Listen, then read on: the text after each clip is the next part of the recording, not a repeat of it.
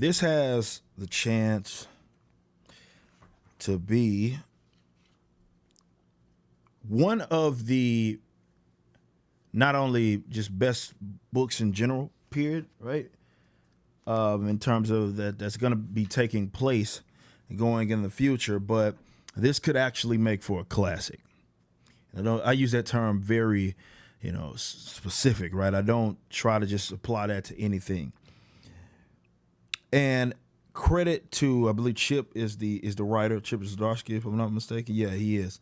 And when I saw that this was coming out, when I saw the ads in other Marvel books, I was excited because I could kind of guess the direction. And mainly that stems from, for those that don't know, that Franklin Richards, which is the son of Sue and Reed, that is, Mr. Fantastic, as well as Invisible Woman. He's a mutant. And that in itself creates conflict of maybe interest when you consider now the mutants are doing their own thing on Krakoa, having their own nation state, and they are approaching things kind of different in comparison to what they've done in the past. So I enjoy that just idea of that clash coming together, but it's centered around, it has to be, that's what I was thinking before I read this, something's going on with his son. And to be fair, that's exactly what is going on in this Fantastic Four, X-Men and Fantastic Four book. Now I'm going to try to cover everything that, and again, I have it here as just a cover A, if you will. And I'm going to try to go through some of the main highlights of this. For whatever reason, my digital code didn't work. It's happened on a couple of books that I've had. Actually, no, this isn't cover A. This is a variant edition of this. Nonetheless, I tried to get that and redeem my code, but it didn't work. So I can have the digital version and kind of go through it with you guys, but I can't. So here we go. Man, I can't wait till we get to the new video studio because I'll dick this video all the way out because this is a good one. So for starters, what's going on here is that we have Franklin Richards, and he's older than what you maybe have seen him in the past. That stems from the fact that he's aged because of, again, it's the Fantastic Four. You go into another, world, another universe, and that universe ages. Time goes differently. So he aged. Just know that's what happened essentially. So he's older and he's not young in terms of being a kid anymore. And his power, mutant abilities, which he kind of has this way to warp reality and create universe dimensions and all kinds of stuff. It's kind of weird. Nonetheless, his power's depleting, right, as he's using it. And and he's also, because he's aged, he's got that teenage phase, so he got the rebellious thing kind of going on. But Reed, Mr. Fantastic, is trying to figure out why this is the case. Why is he losing his power? This is, again, probably arguably the smartest man in the world here, and he can't figure it out. And that makes Franklin angry. So he has this sort of, father-son animosity. Well, the son has the animosity towards the father because he looks at the fact that it's Mr. Fantastic. He can solve everybody's problems, but he can't solve mine, right? And what is going on is that at the same time, Professor X, because of what he's doing in Krakoa, speaking with Magneto, he's like, all right, well, we got to get him over here, right? Because he's one of us. He knows that his power's depleting and all that. He's like, maybe we can help him, but he's one of us at the end of the day. And he summons Kitty Pryde, who he thinks has like this kind of emotional connection to him and can convince him if they can't. So in order to know that, and this is what I loved about this. When I saw this, I loved this. This goes back to her Shadowcat days. This goes back to Kitty Pryde's Shadowcat days where, what was that? After the Mutant Massacre. And so this was the first Fantastic Four versus X-Men. where you had the mutant massacre, and she was, all of them were recovering. She was, however, sick in a sense, because out of all of that, I believe like atoms within her, I don't know, some sort of science, they explained it in terms of splitting, and it was going to end up causing her permanent brain damage. And some of that obviously centers around the nature of her powers. But back then, and they show this kind of here, they go back to that, like 1987. Don't you remember? And I don't think they've ever touched on this. And I've read a lot of X-Men and Fantastic Four, but I don't think they've ever touched on the fact that this was a thing that happened. And in fact, Shadowcat was one of the ones that was dying I'm not going to explain all of what happened, but one of the ones that was dying when he was having these dreams, Franklin was having these dreams about his father going rogue and killing people, killing mutants and killing his family and all of this stuff. And Shadowcat was one of the ones, Kitty Pryde was one of the ones that they were dealing with in that element. So the fact that they went back to that was a positive, because that's what it is for me, man. I want to see old stuff acknowledged. Doesn't mean that you can't write a new story, because this right here is an exact example of how you can write an interesting, intriguing story while also taking into consideration things of the past. This is what makes comics special. This is what makes it special. That in itself right there is that, dang, this happened. We can use this to our advantage. This is what comic books for me is about. But so X-Men, Kitty Pryde, and so forth, they show up against the street, and they're like, hey, we here. And, Sue's Invisible Woman is all like, got her protective bubble, if you will. And she's sort of like, hey, what are y'all doing here, right? We know that y'all on that other stuff now. What are y'all doing over here? What do you want? And Kitty phases right through the damn shield and, hugs up with Franklin and so forth. And that ends up, obviously, the conversation ends up going inside, right? They're like, all right, let's talk this. We handling this out on the street. It's kind of crazy. But so it was like, well, who all is here? Let me see if I can. So we got Wolverine, who all appeared with him, Magneto, Professor X, Wolverine, Pyro, Bishop, Storm, Iceman. And I think that's all of them. So you're talking about some of the head honchos in terms of some of the more prominent X-Men that show up too. Again, they're trying to convince this kid to come with them. And obviously there's a conflict of interest, right? Because that's their son at the end of the day. So when they went inside, they're having this conversation. Fantastic Four is like, or more so Reed is like, hey, as well as Sue, this is my son. Y'all got that say, definitely Sue. Sue's charging them up. Sue has some great dialogue here with some of the other X-Men, because she's like, y'all are doing that thing over there. You got the segregation kind of thing going on. The whole point of us staying on Yancey Street is because we want our kids to be able to see and converse with humans and other people. That's what it's about for them. And y'all are just over there segregated. And I'm not really about that. And then like Magneto, there's a scene where Magneto's like, he says, son, you've done well among the humans, but your people are waiting for you to truly discover home. Come with us, claim that home. And he's like walking towards Franklin. And Sue boxed him up. She's like, hey, dog, like, no, like, you don't have to back up. And then right here, you see Professor X over here talking to Reed. And Professor X like, bro, I wouldn't have to go there, but you can't be doing that. You got to let him go, because if you don't let him go, I'm going to make you release him. And he's like, nah, Reed, excuse me, is like, no, like, well, that's not how we do it here. We want to have some dialogue. We want to talk it out. Let's do that. But you're not really in this position to be just making these demands, right, about what it is that we need to do with our son, or what your son needs to do. So also while they're having this powwow, right, this argument back and forth in their mansion, in the house, Kitty Pryde phases Franklin out of the mansion, right? So she's like, all right, you know, you want to get up out of here, let's get out of here. And so they're talking, you know, that was, again, the whole thing Professor X had in mind, like, okay, we can't do it. You have this emotional connection to him. Maybe you can convince him. And also outside, you know, as they kind of snuck off, also you had the Thing talking to Storm.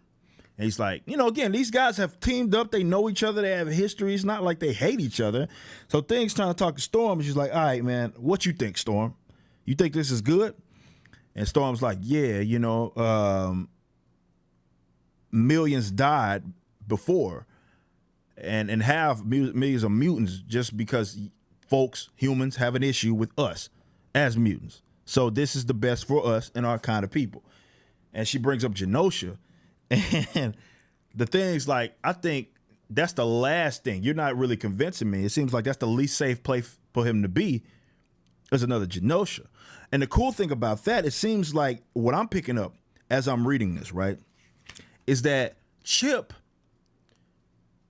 and I could be wrong. I'm not saying that I'm right on this. This is just what I pick up. It seems like Chip, in bringing that sort of dialogue into this book, is bringing up a criticism that some people have in the similarity of the Krakoa thing, which is not. It's not similar to what popped off with Genosha. If you think of it as this nation state, that kind of has the similarities, but it's not what, you know, it's not the same thing. It's not even for the same reason, right? And it seems like that was the point of that. He brought that in there to say, we know, we hear y'all. You know, y'all talking about the comparison, you know, but these characters have to deal with that. They acknowledge the fact that that's something that has existed sort of before. So the Human Torch, as they're like walking away, this is Kitty Pryde as well as Franklin, right? This is all centered around Franklin. He zooms in like, where y'all going? What y'all doing, bro? Because again, they snuck off. And the Thing is all like, well, he looks at it like they're kidnapping him. And the Thing's like, no, you know, we gotta make this happen. You know, we can't have none of this going down. Storm and the crew, Pyro, all of them. This is when it's about to get real, right? Because they kind of knock him up out of there, Human Torch up out of there, right? And Storm's like, look, man, he has diplomatic immunity. He can do whatever he wants. Talking about Franklin, y'all can't stay near him. So they're looking at it like we're trying to protect the kid. The parents, as well as the rest of the Fantastic Four, is like, no, you know, we're trying to protect the kid, right? So yeah, bub, so do I. So get ready for some. So, you know, Mr. Fantastic attacks Wolverine, and the Thing, you know, all of these guys are, the Thing is fighting Iceman. All these guys are fighting with each other, and so forth. But the thing that I loved about this is how this was highlighting the power, right, of Sue as well as some of the other Fantastic Four. Now, I know quite often, because even though, you know, look at it, it's Marvel's first family, it's the Fantastic Four, they're prominent, obviously. But I feel like when I talk amongst other people, because their powers aren't as flashy, as I guess some of the, whether it be some of the cosmic beings, in terms, not cosmic beings, but the more like non-earthling based heroes, if you will, or more so mutants as well. So they're not as flashy as those. They're not flashy as the Thors of the world and stuff like that. But they are competitors. They are fighters within their own right. And again, Reed is one of the smartest people in the world, right? So he calculates everything, right? So that obviously works to his advantage, aside from him just being stretchy, you know what I'm saying? And Sue, and what she's able to do, and we've seen that over the years, is that she's powerful too in terms of what she can do with her ability. And it's funny, there's this scene right here where they're fighting, the scene that I just showed y'all, right? And Magneto, he's starting to get pissed, right? He's lifting cars and shit, right? He's like, I'm done with this, yo. Like, he says, your child does not belong to you like some precious bauble. He is a mutant. He is power.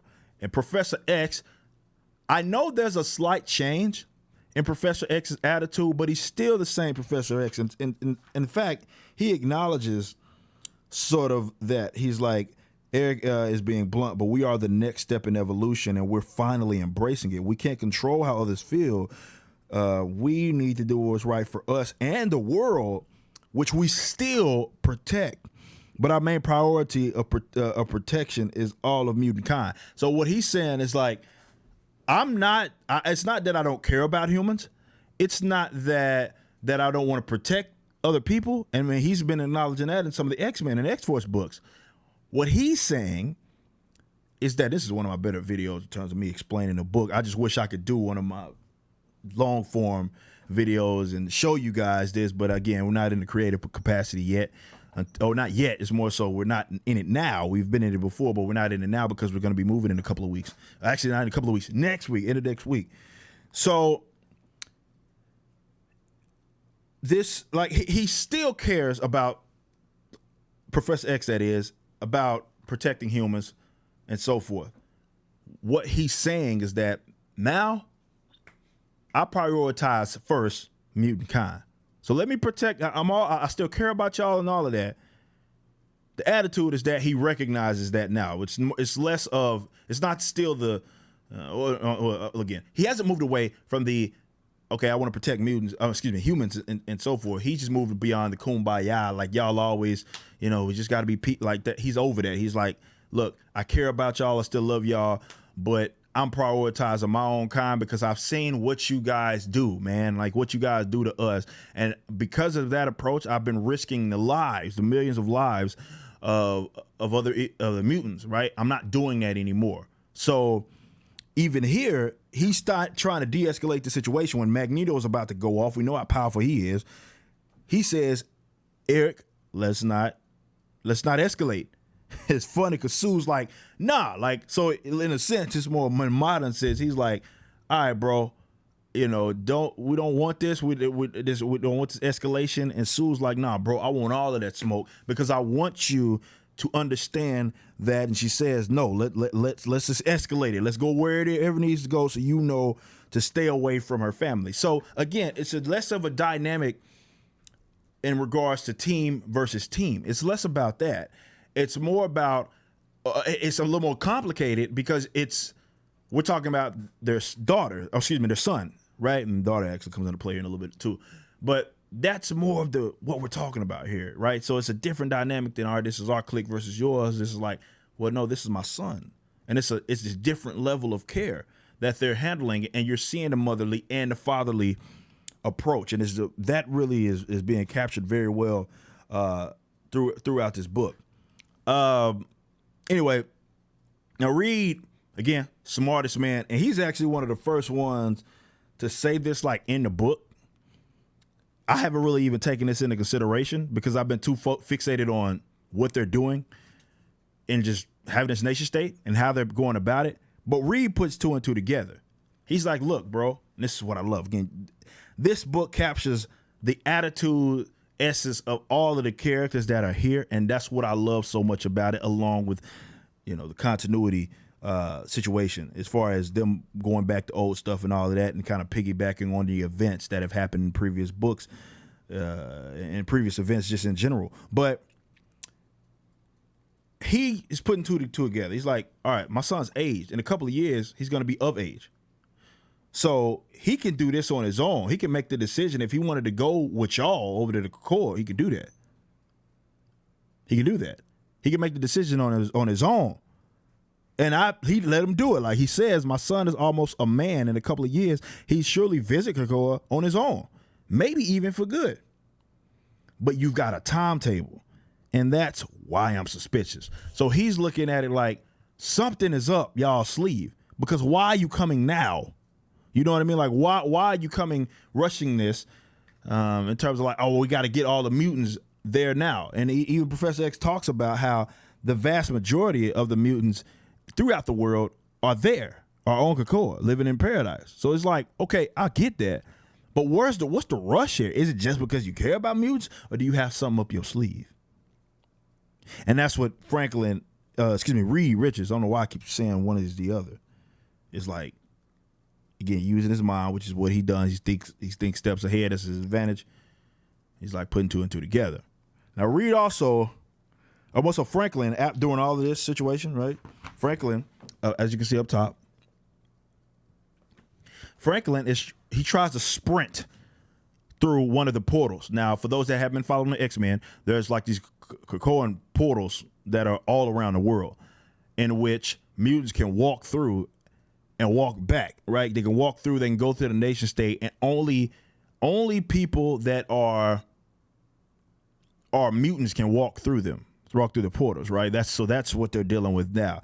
And he can't run through it. He runs through it, he phases through it, but he can't he doesn't slap it like Kitty Pryde. Like, they're having this whole power on this issue right now in Marauders and with Kitty Pryde, because Kitty Pryde can't walk through the portal. I think maybe it's a conflict of her powers. She phases through things, and maybe that's why she can't walk through the portal. That's why she's actually fronting Marauders, which is basically, they're a bunch of, I don't want to say pirates, but they travel by boat. And he can't go through it, and it's because he masked his mutant gene. He was able to mask his mutant genes. His father was, because he figured that something like this could possibly happen. So it can. And a lot of people, and they go through this, he's like, that may have been over the top. That's a little wrong that you did that. But again, you're dealing with a dynamic of a father trying to protect his son. So it's less about him just keeping him in a box. It's more about, I got things I'm trying to figure out. His powers depleting. He has an issue because he wants his powers and such. So he's getting frustrated and all that. He wants to help his son. He's trying to figure out what's going on. What's the source of even their own powers as far as why they're able to do what they're able to do. Remember, he's a scientist. He's scientific in terms of his approach. So, and again, I love the whole, I've always loved the whole functional. Granted, they've had their arguments, but for the most part, they've been a functional, unlike most relationships in Marvel's history, long-standing, functional family, even though they've had their disagreements and such. And Sue, she's like, because even though Sue acknowledges, like, okay, what you did may have been wrong there, I get it. You're trying to protect our son. And she's basically co-signing some of what he does, what you probably expect from a wife when it comes to her husband. So they actually leave, the mutants, after they see that, because they're looking at it like, well, that's kind of a backstab on behalf of the father. We think that he's going to make his way over to us, so we don't have anything else to do. We think Franklin's going to make his way over to us. And what happened was, again, Marauders on a ship. This is what we see at the end. Franklin and his sister snuck on the damn ship. And what he's acknowledging now, which is very cool, by the end of the book, because Dr. Doom shows up. And when Doom shows up, he's like, dang. Yeah, man, now that I'm a mutant, now that it's recognized that I'm a mutant, I got two problems. Now I'm dealing with mutant problems, and now I still because I'm a member of, let's say, the Fantastic Four or Fantastic Six, depending on how you want to put it. Because I came up in that, I'm still that as well. So he snuck on the ship. Doom shows up. He's like, I need to speak to Professor X. And there we have it. Guys, as long-winded as that was, I've thoroughly enjoyed breaking that story down to you in layman terms. And I love doing it off the top of the head as I'm doing it, like, instead of trying to write a script or anything. And the fact that I enjoyed talking through it lets you know how much I enjoyed this book. This was not a chore to do this video, right? And this wasn't a chore to read it by any means. Again, I can have some bias because there are characters within it that I love. This is why Marauders is one of my favorite, because it does bring up Bishop, Storm, both of them are part of this team. But I love the Fantastic Four. And this clash makes sense, right? In the context, it's not just random, like, which some of those stories, so-and-so versus so-and-so, this team versus this team, quite often there's been no build-up, and it's just random. It just happens like, oh, so-and-so is fighting this person, right? Whereas to this, makes sense because it's all centered around Franklin, who is a mutant. Can't recommend this enough. I would absolutely recommend that you go check this out. This has the potential, and Chip is a solid writer. I praised a lot of his work. But this has a potential to go down as a classic, depending on what route it goes. But this is a first issue for you. This is a first issue right here. This is absolutely a first issue. But they said on the 26th, if I'm not mistaken. Well, let me see what they say. Yeah, X-Men Fantastic Four issue 2, February 26th. So we got later this month. We are going to get another book out of this. Can't recommend this enough. I think you guys should check it out. It's a great job, and this has a chance to go down as a absolute classic.